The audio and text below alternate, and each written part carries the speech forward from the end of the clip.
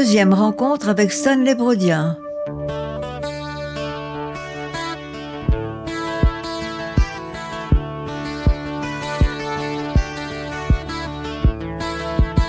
Stanley Brodien, bonjour. Bonjour Michel. Nous vous avons laissé la semaine dernière en Nouvelle-Calédonie où vous avez passé votre jeunesse. Tenté d'abord par l'aviation, c'est finalement l'enseignement que vous choisissez. Alors vous découvrez le monde kanak et son éloquence si particulière. C'est un peuple comme un autre. Et les vieux, à l'époque, quand ils parlaient, j'adorais les écouter. Ils racontaient des histoires magnifiques. Alors, ce que j'appréciais chez eux, c'est que eux vivent. Alors, c'est extraordinaire parce que j'ai essayé de comprendre, mais je suis pas mélanésien. Hein. Mais eux vivent. Ils ont une partie qui est dans le réel et une partie dans l'irréel. Et quand ils racontent les choses, alors des fois, il faut les suivre. Des fois, ils te racontent, on est là, et puis d'un seul coup, ils sont dans un autre monde qui n'a plus rien à voir avec le réel. Et ils te parlent comme s'ils sont en contact avec les esprits ou je ne sais quoi. Moi, ça, j'ai trouvé extraordinaire. Je trouvais ça génial. Ah, moi, je buvais leurs paroles. Moi, j'aimais bien ça. Oh, c'est des... Bon, j'ai appris par Lord Storm à l'époque que la Nouvelle-Calédonie, elle a été peuplée par les aborigènes. Est venue la migration polynésienne, parce que si vous allez aux Hébrides, pas aux Hébrides, ben si, aux Hébrides, c'est le Vanuatu maintenant. Je dis ça parce que j'ai vécu aussi là-bas. Ce sont des Polynésiens mélanés, alors comment on peut dire, des mélano-polynésiens. C'est des grands costauds, tout. Et comment ça s'appelle, les îles Loyauté, hein, Marelifouvea, ce sont des mélano-polynésiens. Une partie de la côte est de la Nouvelle-Calédonie, surtout le nord-est, c'est des mélano-polynésiens. Si vous allez à Yingen, vous allez voir des costauds, waouh, ils sont magnifiques. Belle stature. Ah oui. Et puis, vous savez, j'ai fait des centres de vacances quand j'étais jeune, j'avais 17, 18 ans, avec la société Le Nickel. Donc, on avait été faire une colonie de vacances à Ouvéa. Et puis, bon, quand on allait à Saint-Joseph, quand ils parlaient, je les comprenais. Je me dis, tiens, c'est bon, je les comprenais. Mais ils parlaient la langue polynésienne, mais ancienne. Mais si vous les suivez dans la chaîne parlée, si vous les écoutez, faites bien attention dans la chaîne parlée, vous arrivez à les comprendre. Ah oui. Ah oui, oui, oui. Alors, une fois, nous sommes allés jouer au volleyball au sud de Ouvéa, à Fayawa. Et donc, c'était une rencontre entre nous, les animateurs, contre les jeunes de Fayawa. Et donc, on jouait au volleyball. Et eux, quand ils faisaient leur petite stratégie, ils parlaient dans leur langue. Et moi, je disais aux gars, attention, c'est toi qui es visé. Je leur dis, attention, il va te viser. La balle va venir vers toi. Prépare-toi. Puis à chaque fois, on arrivait à bloquer leurs balles et tout, et finalement, on a gagné. Alors eux, ils se disent, c'est pas possible parce que eux jouent très bien. Alors après, bon, on s'est réunis, on a fait un petit repas, un petit machin et tout ça. Et le gars, il me dit, mais comment ça se fait que à chaque fois que vous saviez que la balle allait venir à cet endroit? Je lui disais, à chaque fois que tu parlais là, dans ta langue, mais moi je te comprenais, je savais ce que tu voulais et ce que tu faisais. Il me dit, mais c'est pas possible. J'ai dit, si. Il y avait un fond commun qui faisait que vous arriviez à vous comprendre. Voilà. Justement, je me posais la question. À Tahiti, on entend toujours cette plainte, cette reproche. On était petits, on ne pouvait pas parler tahitien, on avait un coquillage, on avait une punition, il fallait désherber, etc. À Nouméa, où il y avait une diversité de dialectes, il n'y avait pas d'interdiction de ce type. Non. Chacun parlait sa langue, c'était pas interdit. Et je crois, et c'est pour ça que là-bas, on parle très très bien le français. Parce que il y avait la langue véhiculaire de l'île, c'est le français. Et il y a 28 dialectes, donc 28 langues vernaculaires. Voilà. Oui, ça a permis aux Français de faire l'unité de langage. Voilà. Mais heureusement qu'on avait le français. Ça permettait à nous tous de pouvoir se comprendre. Parce que avec les diversités de langues vernaculaires, on ne pouvait pas. Il n'y a que entre eux qui pouvaient le comprendre. Vous savez, à Pointe-Guillemette où j'habitais, peut-être à 3 kilomètres du village là où j'habitais, il y a une grande rivière qui s'appelle la rivière d'Amois et la vallée d'Amois. Et ben, quand vous alliez là-bas, de l'autre côté, c'est plus la même langue. Ah là là. Plus la même langue. Mais on n'a jamais eu des problèmes de communication à l'époque. C'est la politique qui a démoli tout là-bas. Alors que on vivait bien, chacun se respectait. Donc il n'y avait pas de problème. Petit soulier s'en va en guerre contre la pluie et la poussière. Petit marin s'en va en mer, oyez s'en aller loin de terre. Oyez écolier papillon, voler, voler sur ma chanson. Et les papas et les mamas sont à la maison. Papillon, vole, vole, vole, pour aller à l'école, chanter de jolies chansons. Papillon, vole, vole, vole, pour aller à l'école, chanter de jolies chansons.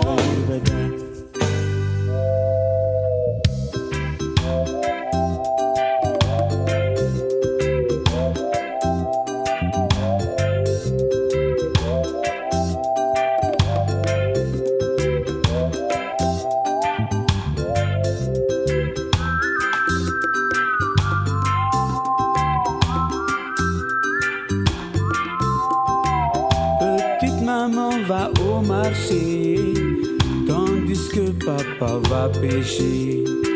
Petit frère reste chez grand-mère, trop petit il ne peut rien faire. Oyez, écolier papillon, voler, voler sur ma chanson. Oh c'est la vie, c'est ma vie à la maison. Vole, vole, vole, pour aller à l'école, chanter de jolies chansons. Papillon, vole, vole, vole, pour aller à l'école, chanter de jolies chansons.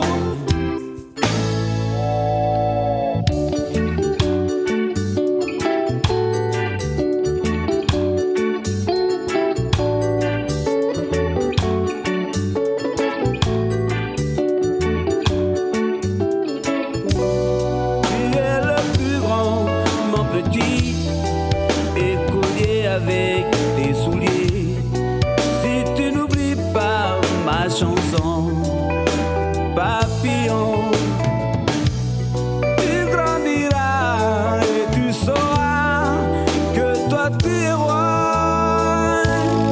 Papillon, voler, voler, voler, pour aller à l'école, pour chanter des jolies chansons. Alors un beau jour, vous vous êtes établi au Fénois. Vous êtes revenu au Fénois définitivement. Voilà. Alors je suis revenu et mon premier poste, j'arrive pas à trouver le nom de la personne qui avait réussi à me faire revenir. Mon premier poste c'était à Verao. Le directeur c'était Roger Doum. Et donc le poste que j'avais c'était spécialisé parce que je suis un enseignant spécialisé. J'ai fait mes études à Nice et je suis revenu ensuite avec la spécialité et j'étais rééducateur en psychopédagogie. Donc je travaille sur la lecture, l'apprentissage de la lecture. Alors bien sûr à l'époque il y avait des méthodes modernes, il y avait plein de choses, il y avait des savants avaient trouvé des systèmes extraordinaires. Mais je me suis aperçu que plus on avançait, moins les enfants savaient lire. Ok ? On avait perdu de vue, je dirais, la stratégie, c'est-à-dire comment l'enfant apprend à lire. Alors on a fait tout. Alors on est passé par la méthode globale. Oui. C'était une catastrophe. Mais moi, j'étais pas directeur. Il fallait suivre les instructions. Mais il fallait que moi, je rattrape les erreurs. Mais pendant ces années, c'était catastrophique. Les enfants ne lisaient pas. Ils avaient appris par cœur des phrases. Alors, quant à l'écriture, je dirais, à l'écriture en général, hein, il y a l'écriture apprentissage et l'écriture où on écrit des textes. Horrible. J'ai jamais vu ça de ma vie. Bourré de fautes, on n'arrivait même plus à corriger. Alors après, quand on faisait je me souviens, quand on corrigeait le certificat d'études à l'époque, mais on savait même plus comment faire. Tellement il y avait de fautes. 25, 35, 40 fautes, où tout le texte, il pouvait même pas écrire une phrase. Dans une phrase, il y avait au moins 4 fautes. Mais je n'ai jamais vu ça. Moi, je suis de la vieille école, hein. Je continue à écrire, je fais pas de fautes et je fais très attention de ne pas faire de fautes. Bon, il m'arrive un petit peu des fois d'oublier des choses parce que je veux tellement aller vite que je fais pas attention. Mais je me relis quand même. Ça devait être décourageant pour vous. Ça a été. Mais il y a un moment donné, je me suis demandé qu'est-ce que je faisais dans l'enseignement. Ça vous avez mis en doute votre. Oui, je me suis dit, moi, il y a quelque chose qui va pas. Une chance inouïe. Une femme a débarqué. Elle a travaillé avec M. Jospin à l'époque. M. Jospin était ministre de l'Éducation. Et elle est arrivée parce qu'elle a participé à ce qu'on appelle la nouvelle politique de l'éducation, la NPE. À l'époque, on disait ça. Et c'était à l'époque où on a mis en place les projets d'école. Qu'est-ce qu'on fait et comment on fait? Ça a été... Moi, j'ai trouvé ça génial qu'il fallait réfléchir à ce qu'on fait. Il était temps d'y réfléchir. Oui. Ah, mais moi, j'ai aimé. Elle était très stricte. Madame, c'était... comment elle s'appelait? Ah, Madame Fradet. Elle s'appelait Claudine Fradet. Une inspectrice extraordinaire. Elle a été formatrice d'inspecteur en Afrique. Mais très stricte, hein, pendant 20 ans. Et après, elle est arrivée ici chez nous. Parce qu'elle a participé à la NPE, donc elle est venue pour nous apprendre à entrer dans les projets. Comment on met un projet en place, pourquoi on met un projet en place, et machin. Et en même temps, quand elle est arrivée de France, les évaluations nationales. On a commencé. La première année, moi, avec mes élèves, c'est pas des cracks que j'avais, hein, c'est des enfants des îles que j'avais à Papéhoué. Mais j'avais une équipe qui était encore mi-traditionnelle et en même temps moderne. Bon, il a fallu que moi j'intervienne aussi, hein. Et ils ont commencé à réfléchir sur leur pratique. Mais il y en a, j'avais des instits extraordinaires. La première année, je crois qu'on a eu 75% de réussite. Je trouvais ça bien, hein. Il y avait d'autres écoles qui avaient peut-être mieux que moi. Bon. La deuxième année, nous étions déjà à 85% de réussite. Oh, c'est énorme. Ah oui. Et puis cette inspectrice, elle dit, maintenant que vous êtes arrivé là, il faut tenir, il faut pas lâcher. Mais je dis non, on n'a pas l'intention de lâcher. On va travailler. Puis on s'est mis en équipe, on a travaillé et tout. Et la dernière année, c'était la 5e année, avant qu'on ne fasse plus les évaluations nationales, le Papéhoué a terminé à 90%, 98%. Vous aviez quitté Vairao pour Papéhoué. Oui, voilà. Oui, parce que j'avais changé, je n'étais plus enseignant, j'étais directeur d'école. Et donc, j'ai pris la direction de Papéhoué. La dernière année, on a terminé à 98% de réussite en français. Oh, c'est bien. Et 99% de réussite en maths. On a été la meilleure école de France et de Navarre. Mon inspectrice, elle arrive, elle dit, ok, mais il va falloir travailler encore. Bravo. J'ai dit, vous avez raison, il faut qu'on arrive à 100%. Mais excellent. On a eu... Et ça, je ne le savais pas. C'était alors actuellement il y a un gentil garçon là qui est inspecteur d'académie, c'est un pomme tout haïtien. Il travaille au vice-rectorat, mais à l'époque il travaillait à la direction d'enseignement primaire. Il m'a appelé, il me dit: "Hey cousin, t'as encore cartonné là cette année. J'ai dit, ah bon? Ouais, t'as les résultats les meilleurs. T'as même battu les écoles d'application. J'ai dit, c'est bien. Non, mais j'ai dit, oui, mais moi, j'ai une inspectrice qui me dit, c'est pas encore assez bien. Madame Fradet, elle nous a dit, il faut encore travailler plus que ça. Elle m'a dit, vous êtes sûr que vous pouvez? J'ai dit, il va falloir qu'on arrive à 100%. Elle sera satisfaite. Mais elle sera pas satisfaite parce que quand elle va venir, elle va dire, bien, vous êtes arrivé, mais il va falloir tenir le pavé. J'ai dit oui. Mais voilà, on a travaillé comme ça. J'ai travaillé 8 ans.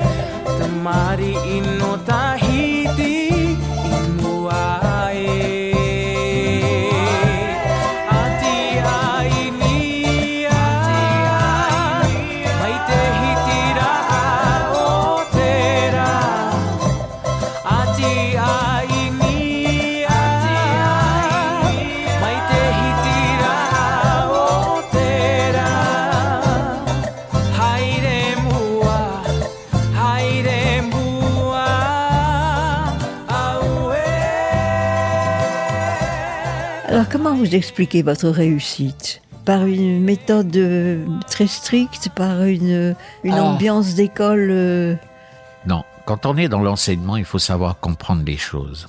Le matin, quand on arrive à l'école, on travaille, je dirais, sur la partie pratique, l'apprentissage.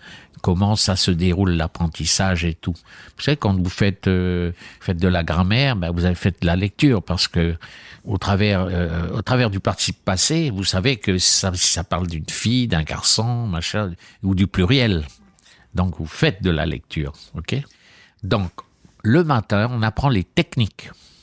Moi, je sais qu'au CP, j'ai toujours fait ça. Langage. Découverte du son à partir de ce qu'on a des mots sur lesquels nous avons travaillé. Ensuite, à partir de la découverte du son, ce qu'on a maintenant ils disent le phonème. Bon, moi c'était le son. Tous ces machins scientifiques, je m'en fiche. Le son. Après, on écrit, c'est-à-dire que voilà, le son se traduit à l'écrit par cette graphie. Alors, on travaille sur la graphie. Alors, la graphie, ça se travaille, ça s'apprend. Parce qu'après, on a des écritures monstrueuses dans les cahiers. Alors, ça s'apprend. Alors, on fait dans l'espace. Il faut prendre son temps. On fait dans l'espace, on monte le sens de l'écriture et tout ça. Et ensuite, on écrit dans le cahier. On écrit, on fait. Ensuite, quand on a fini l'écriture, on passe aux mathématiques. On a fait la lecture, l'écriture, les maths. On fait les mathématiques, on apprend les techniques. Mais dans l'après-midi, on travaille le sens de l'écriture, le sens de la lecture. Alors on fait des petits textes. On écrit des textes. Avec les CP, je leur disais, voilà, vous allez me faire un joli dessin. Vous allez écrire en une phrase, vous allez résumer ce que vous avez fait comme dessin. Et on range. Le lendemain, à partir de ce dessin, il faut donner une histoire, il faut continuer une histoire, donc il faut donner un sens. C'est-à-dire que vous avez dessiné, je sais pas moi, un lézard sur une branche. Et puis vous dites, ce matin, j'ai vu un très beau lézard, mais pas comme les autres. Bon, c'est bien. Ok. Le lendemain, ce lézard, alors on continue l'histoire. Ce lézard est un lézard magique. Il m'a parlé. 3e jour, pour une 3e page. On fait toujours avec le petit lézard. On développe. Voilà, il m'a parlé qu'il a goûté le houto. Alors on dessine un machin, puis ainsi. À la fin de le vendredi, on rassemble tout, on agrafe. On a une petite histoire. On a une petite histoire. Mais on rentre à la maison avec et on le lit aux parents. Afin que les parents sachent que ce que nous faisons, c'est de donner du sens à notre vie et à l'écriture. Alors, c'est quelque chose. Alors, les mathématiques, alors, tu vois, on ne fait plus ça. Et ça, c'est quelque chose qui m'embête quand même. Je faisais de la mathématique non numérique chez moi, là. Vous savez pourquoi on faisait la mathématique numérique? Parce que quand on entraîne des enfants dans la numération classique, bon, ça va, ils apprennent, ils mémorisent et tout. Mais il y a un moment donné, il faut sortir des sentiers battus. Et là, on travaillait la mathématique numérique. Et ça, c'est grâce à un conseiller pédagogique, monsieur Hugues Fleury, qui est décédé maintenant, et qui était notre conseiller pédagogique, et était tout le temps à l'école. Et il a mis ça en place au CM1. Mais on peut aussi le faire au CP. Mais au CM1, alors on avait les textes, alors c'était pas, je me souviens et mon dossier, je ne sais plus à qui je l'ai prêté, je l'ai plus retrouvé. Vous lisez un texte, mais un texte tout simple. Et le texte dit, alors là, les enfants avaient eu du mal, et pourtant c'était tout simple. Pour aller au cinéma tout proche, le prix du billet, c'est 2K ou 2T. Si on veut s'acheter une boisson, c'est un demi-T ou un demi-K. Hein. Donc, il n'y avait plus les références dont on avait l'habitude de manipuler. C'était des choses toutes simples. Mais pour pour amener les enfants à s'accaparer de ces petits textes et puis de voir la réflexion qui était par derrière, ça a été dur. Mais une fois qu'ils avaient compris, après, les gosses sont hyper intelligents, ils sont doués, ils sont très doués parce c'est des éponges, ils absorbent les choses. On faisait du travail sur la mathématique non numérique. C'est pour ça qu'on est arrivé à 98% de réussite et 99% de réussite. C'est grâce à tout ce travail que l'on a fait. Mais maintenant, par exemple, moi je disais à mes maîtres, à la fin du CP, l'enfant doit prendre un livre, il déchiffre. S'il comprend, tant mieux. S'il comprend à peu près, c'est bien. S'il a des difficultés de compréhension, c'est parce que peut-être ce bouquin a des mots techniques dont il ne peut pas, machin. Mais on donne pas ça, hein, on donnait des ouvrages et puis lisez. L'enfant, pour entrer au CE1, doit déjà être mi-premier trimestre CE1, voire premier trimestre CE1. Et moi, je me souviens de quand j'étais en Nouvelle-Calédonie, j'avais la section des grands parce que personne ne voulait. Je dis ok, je vais prendre la section des grands. J'ai pris la section des petits aussi. Hein. Et je sais que pendant 3 ans, j'avais mes élèves. Quand ils arrivaient au CP, les maîtres disaient on a démarré sur les chapeaux de roue avec tes élèves. Je dis ah bon? Je dis oui parce que ils sont venus avec leur petit cahier en disant mon maître a dit qu'il faut que tu continues l'écriture et la lecture dans ce cahier-là. J'ai dit oui. Et j'ai dit, j'espère que vous l'avez pris. Il dit oui, on a continué. Parce qu'ils étaient étonnés de voir comment c'était bien écrit. Alors que, au départ, c'était pas ça. C'était, voilà, maintenant, comment peut-on faire? Moi, j'ai beaucoup d'idées, hein. Alors, moi, je me souviens, quand j'étais en maternelle, quand j'ai quitté l'école normale, je suis arrivé à Pointe-Dimier, on m'a dit, tu vas prendre la section des petits moyens. J'ai pas été formé que pour les grandes classes, je suis formé aussi pour les petits. T'es un instituteur, il faut que tu cherches. Mais on a eu une chance inouïe, c'est que on a eu une inspectrice générale des maternelles qui est venue en Nouvelle-Calédonie et j'ai pu bénéficier de son enseignement. Et voilà ce qu'elle a dit. Et ça, j'oublie pas. Hein. Elle dit, est-ce que vous vous êtes posé la question de savoir qu'est-ce que la lecture chez les petits? Qu'est-ce que l'écriture chez les petits? Qu'est-ce que la mathématique chez les petits, c'est-à-dire les 2 ans? Ensuite, qu'est-ce que la lecture chez l'enfant de 3 ans ou 4 ans? Et qu'est-ce que la lecture chez l'enfant de 5 ans, hein, à l'aube d'entrée au CP? Et pareil pour toutes les matières, il fallait se poser les questions. Pour moi, ça a été la révélation. Je me suis dit, mais ça y est, j'ai compris maintenant. Quel est mon rôle et quelle est ma mission?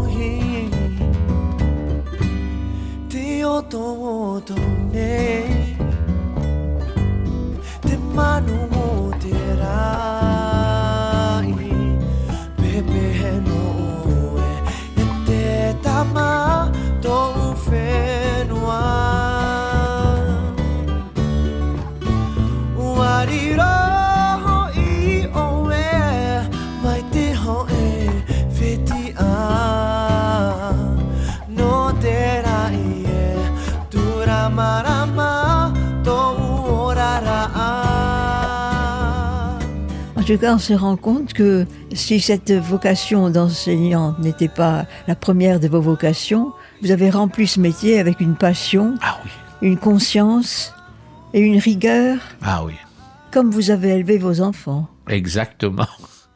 Et pourquoi je ne suis pas mort en pilotant les avions. Beaucoup de mes compagnons sont morts, accident. C'est parce que j'avais une rigueur. Lorsque mon instructeur me disait c'est comme ça qu'il faut faire, et si je le faisais pas, il me faisait refaire, mais je suis devenu un pilote, je dirais presque chevronné. Je faisais des atterrissages même avec du vent, machin, et vous savez ce que faisaient mes collègues de pilotes? Ils allaient au bord de la piste, et ils savaient que j'arrivais parce qu'ils avaient entendu à la radio, ils allaient au bord de la piste, ils regardaient parce qu'il y avait beaucoup de vent, j'avais du vent de travers, et ils se disaient on va voir comment il va prendre la piste.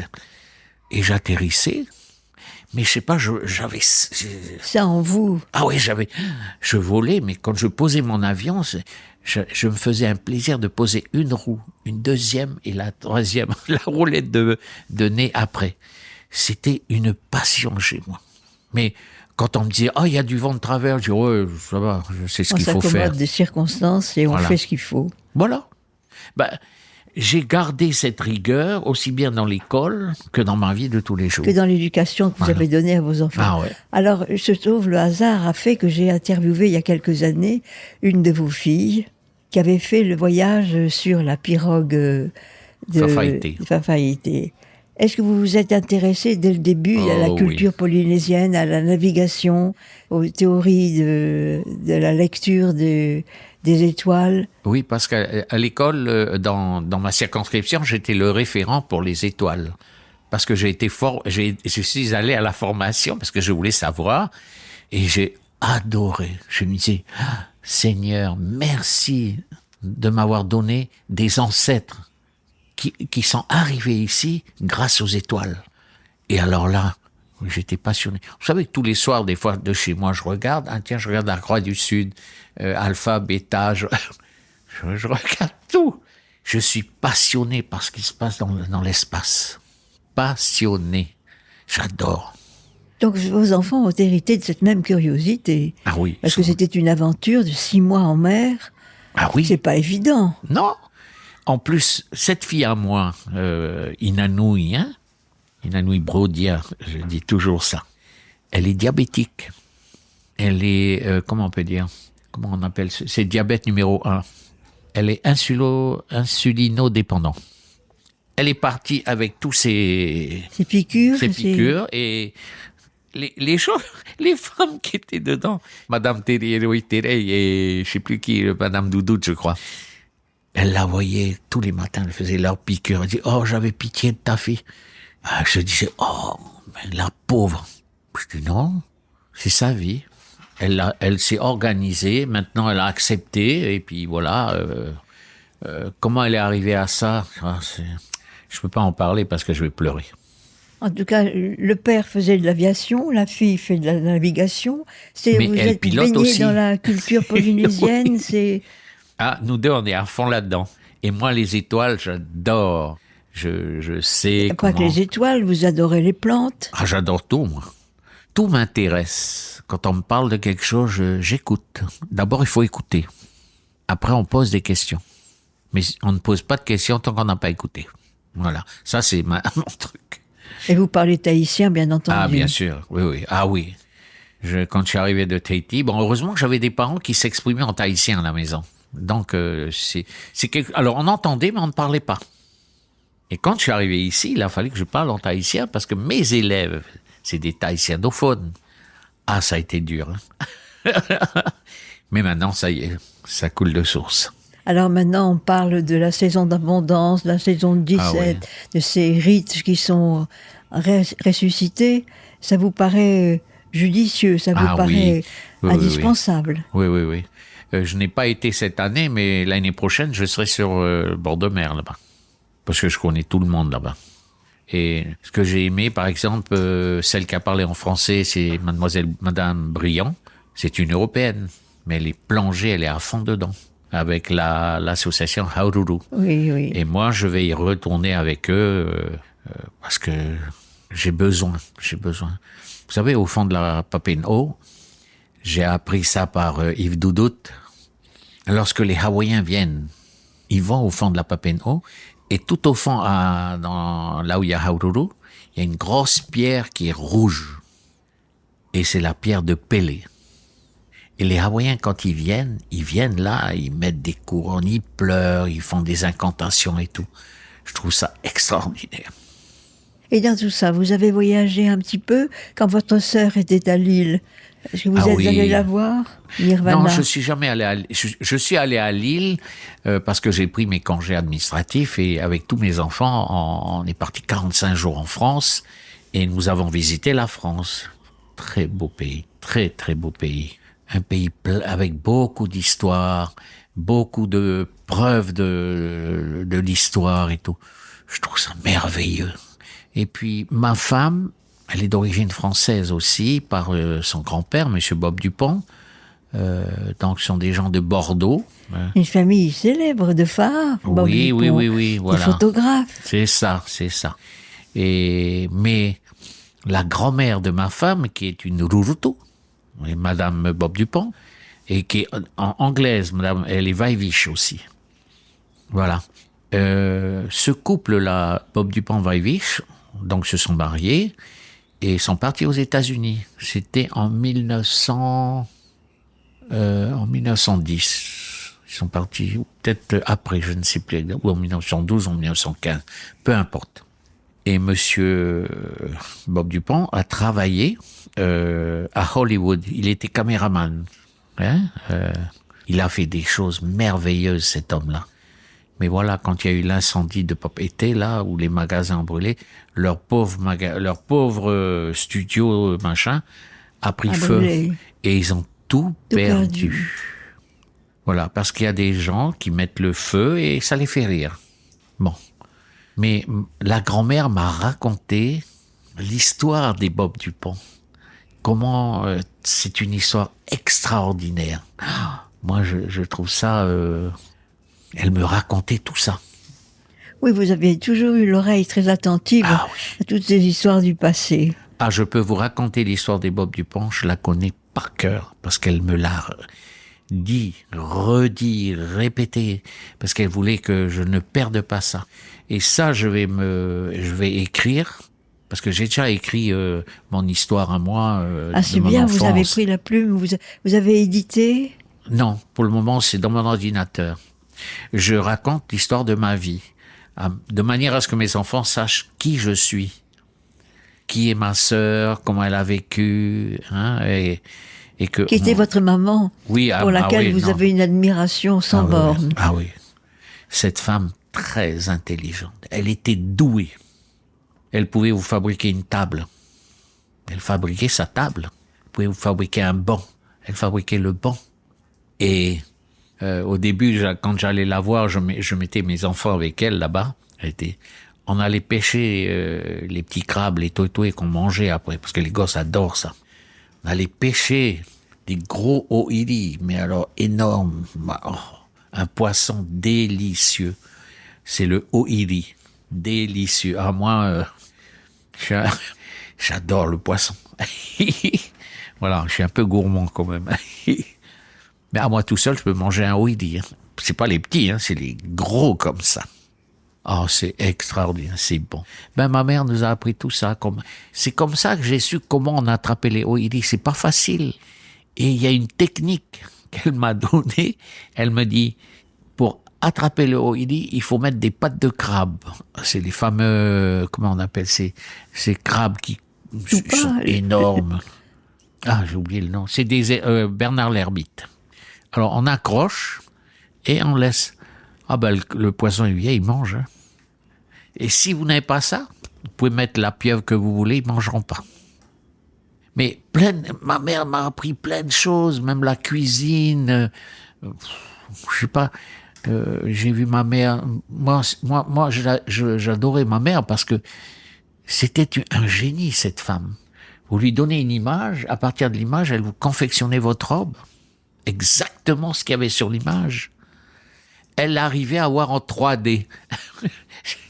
Et c'est après que plus tard, j'ai appris ce que c'était le truc en 3D. Mais elle voyait déjà en 3D. Mais on était en Nouvelle-Calédonie dans les années 60, 70. Elle faisait des robes de mariage. Magnifiques. Ben, c'est grâce à sa grand-mère qui était moitié anglaise, qui l'a élevée, et moitié Pomtou. Et qui avait réuni les deux talents. Voilà. Oui. Elle était douée, l'arrière-grand-mère, hein? Très douée. Waora mai oe inaroto i te here Oia te tumu No to oe ora Paari mai oe inaroto i te marama E turama oia To oe ea Ei ta utama Te poi here e na me tua tumu Ei ta utama Te poi here e na me tua tumu Ei ta utama Te poi here e na me tua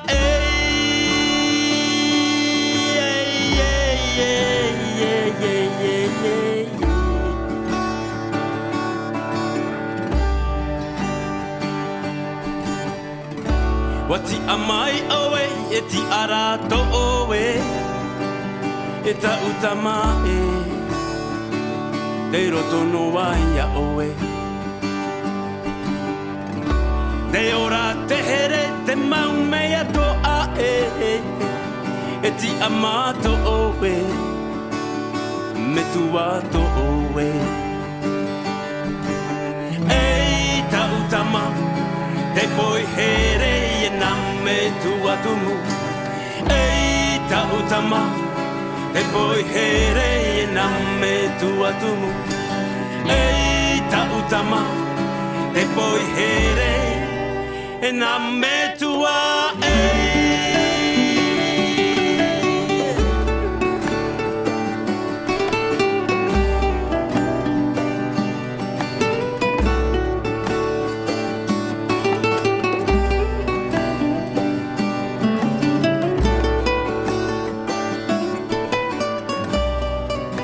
Alors Stanley, comment se passe la retraite? Je suis heureux. Je suis chez moi, dans mon fapou. Je plante parce que je continue à planter parce que j'aime. Mais je plante beaucoup tout ce qui est aliment. Le feuillis, les bananes, le taroua, les avocatiers, j'en ai plein. Des avocats, des citronniers. Mais si vous voyez, mes citronniers sont chargés de citron. Quoi encore? Des bananes. Je plante tout. On me donne un truc, je regarde, mais je n'utilise pas d'engrais. Je n'utilise pas comment ça s'appelle, les produits pour tuer les insectes. Je déteste ce truc-là. Parce que pour beaucoup, c'est des produits phosphorés, très dangereux pour le foie. Vous pouvez mourir si vous n'êtes pas équipé. En Allemagne, ils sont équipés comme des martiens. Et ici, on le fait comme ça et il y en a plein qui meurent. Bon. Mais on ne les prévient pas. Moi, je lis ce qui est marqué sur la notice, les précautions à prendre et tout. Alors, je n'utilise pas ces produits. J'utilise la lune. Parce que ma grand-mère, en mourant, elle a laissé son cahier. Parce que la mère de mon père, c'était une spécialiste de la plantation. Elle plantait. Et j'ai appris, en lisant, bon, j'ai repris ça sur l'ordinateur, j'ai réécrit tout son livre. C'est en tahitien. Comment il faut planter et à quel moment on doit planter. Et j'utilise la lune. C'est un trésor que vous avez avec ce document. Ah oui. L'Orstom a déjà pris toutes ces recettes médicinales et ils ont fait un ouvrage pendant un moment et là je vois plus. Et il y a toutes ces recettes comment faire un rautheti et tout ça. Mais moi j'ai gardé le calendrier lunaire. Et je travaille avec ça. Parce que je ne veux pas de produits phosphorés. Je ne veux pas acheter des engrais, ça coûte cher. Pas besoin. Vous faites votre compost? Oui, c'est ce que je fais.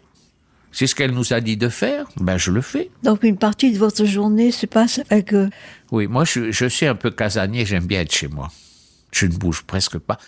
Je ne vais pas chez les gens, j'ai pas le temps de discuter, de papoter, c'est pas mon truc ça. Et vous avez les enfants qui viennent vous voir. Alors, c'est vrai, je m'occupe beaucoup de mes enfants, et beaucoup de mes petits-enfants, petits-enfants. Pardon? Et petits-enfants peut-être. Ah oui, quand on m'appelle, est-ce que tu peux venir chercher le petit à la sortie du collège? Il est à l'amener. Je quitte l'auto, je vais le chercher. Ça ne me gêne pas. Je préfère donner mon temps à mes petits-enfants, à mes enfants. Quand ma fille me dit « Ah papa, je ne peux pas faire ça, est-ce que tu peux venir ?» Oui, je viens. Et je leur ai dit « Si jamais vous avez quelque chose en pleine nuit, vous m'appelez, je me réveille, je viens vous voir. » Voilà, je suis je suis gaga de mes enfants. À disposition de vos enfants. Voilà, je suis gaga de mes enfants. Alors, j'ai un de mes petits-fils, faut pas que je le dise, mais si je le vois pas, je suis énervé. Alors je descends, je vais le voir. Je le vois, je le prends, je le sens, et après je rentre. Quel âge il a? Il a 14 ans. Mais c'est un grand. Et il me dit, Papou, je suis plus un bébé. Je dis, oui, mais tu seras toujours mon bébé. Tu vois, la fille de Nirvana qui est pharmacienne, je l'ai vue ce matin, je l'ai tenue parce que c'est mon bébé aussi. C'est mon bébé. Parce que elle est venue chez moi, elle est restée quand même 1 an avec moi, elle a passé son bac avec l'autre fille que j'ai aussi. Toutes les deux ont passé le bac ensemble. Mais pour moi, ce sont mes enfants. Hein. Oui, la famille compte beaucoup. Ah oui. Et ma sœur, mon petit frère et ma sœur, c'était... Faut que je fasse attention. Bon, on a perdu notre petit frère, mais... je vais pas revenir dessus parce que je vais dire des choses qu'il faut pas. Alors je dis rien. Ce qui frappe dans votre vie, c'est la diversité, l'étendue de votre curiosité, votre générosité, votre esprit de tolérance, et en même temps votre rigueur pour que l'enseignement que vous dispensiez soit utile, soit bien assimilé. Ah oui. Et vous avez gardé un équilibre dans tout ça. Voilà. Et oui, j'ai gardé mon équilibre. Par exemple, j'appelle ma sœur pour savoir si tout va bien. J'ai dit, fais attention à toi, soigne-toi bien. C'est comme si c'était... Il faut que je m'occupe de ma sœur, parce que ma mère, en mourant, a dit, il faut que tous les trois, vous soyez un. J'ai dit, oui, mamie, t'inquiète. Et c'est la réalité. Voilà. Et là, et ma sœur m'appelle pour savoir si moi je vais bien et tout. Alors on fait attention. Je sais pas quand on prendra la soucoupe volante pour partir dans l'espace, mais je ne m'inquiète pas de ça. Je laisse le temps au temps. De toute façon, la soucoupe volante, vous sauriez la piloter. Oui, c'est ce que je vais faire. J'irai visiter toutes ces constellations. Stanley va s'arrêter peut-être. Oui. Mais merci, parce que ça m'a fait très plaisir de vous connaître, de connaître le frère de Nirvana, et de participer ainsi à ce voyage dans le temps que vous avez fait en Nouvelle-Calédonie, à Tahiti. Et je suis heureuse de voir que vous êtes enthousiaste encore pour tout ce qui touche la Polynésie. Voilà, tout. Que ce soit dans la mer, le lagon, les déchets, toutes ces choses m'intéressent. Parce que je veux avant, si je meurs, je veux laisser aux enfants qui viendront quelque chose qui leur permettra de vivre et de ne pas avoir une île abîmée. Ça aussi, je suis à fond là-dedans. Voilà. Et surtout, écrivez. Écrivez vos souvenirs, écrivez vos expériences, essayez de faire passer tout ce que vous avez acquis et tout ce qui fait que vous êtes une personnalité particulière, vous êtes leur papa, vous êtes leur métois. Voilà, oui. Tu as bien défini le mot métois. Le métois, c'est ça. C'est pas ce dont j'entends tout le temps. C'est des pseudo-métois. Je suis désolé de te le dire, mais c'est des pseudo-métois. Les vrais métois sont ceux qui s'inquiètent de l'avenir des jeunes qui vont continuer. Parce que nous, ça y est, notre avenir est derrière. On y va, nous, là, on va ailleurs, nous. Mais il faut faire quelque chose. Il faut pas penser qu'à soi, il faut faire quelque chose pour aider le peuple. Voilà. Stanley Brodien, voici le moment de nous quitter. Je vous souhaite des jours paisibles et surtout que votre curiosité reste toujours en éveil. Merci Stanley, et merci à Touiva Lambert qui a réalisé cette émission.